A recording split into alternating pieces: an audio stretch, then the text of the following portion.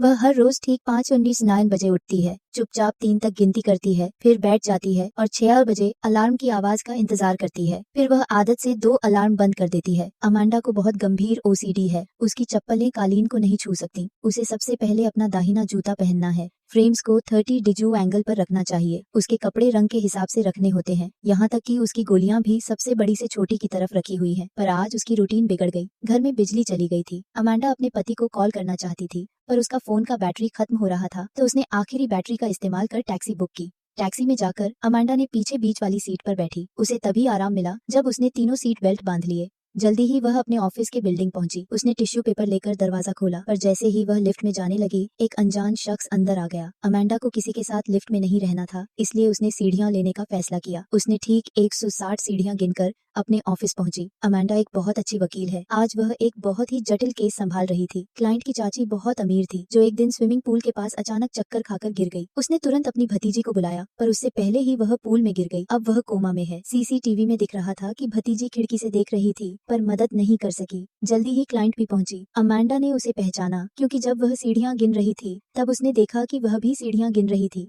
वह लड़की कह रही थी कि अमांडा ने उसे गिनते समय परेशान किया। उस वक्त अमांडा को तुरंत समझ आ गया कि क्लाइंट भी ओसीडी से पीड़ित है। उसे भी कुछ ऐसा हुआ था कि वह अपनी चाची की मदद नहीं कर सकी। फिर वे सब घटना वाली जगह गए। क्लाइंट ने बताया कि वह पेंसिल व्यवस्थित कर रही थी। तभी उसकी चाची की तेज आवाज सुनाई दी। वह दौड़ी मदद करने, पर रास्ते में उसे रोबोटिक वैक्यूम शुरू होता दिखा और एक उलटा हुआ पौधा भी पड़ा था। वह बहुत डर गई थी कि उसे पता नहीं क्या करे। फिर उसने हिम्मत जुटाई और अपने पड़ोसी को मदद के लिए बुलाया। वह आदमी कुछ समझ नहीं पाया, पर अमांडा, जो ओसीडी की मरीज है, उसे गहरी सहानुभूति हुई। कुछ दिनों बाद ट्रायल शुरू हुआ। चाची, जो अब कोमा से बाहर आ गई थी, गवाही देने आई। पर आश्चर्य की बात है कि केस बदलकर हत्या के प्रयास में बदल गया। पहले चाची ने एक विटामिन शेक पिया, जिसे उसकी भतीजी ने बनाया था। उसके बाद वह बेहोश हो गई। उस कप में बहुत सारे मन को नियंत्रित करने वाली दवाइयां थीं। जब सबूत दिखाए गए, तो भतीजी बोल नहीं सकी, पर अमांडा को पता था कि वह निर्दोष है।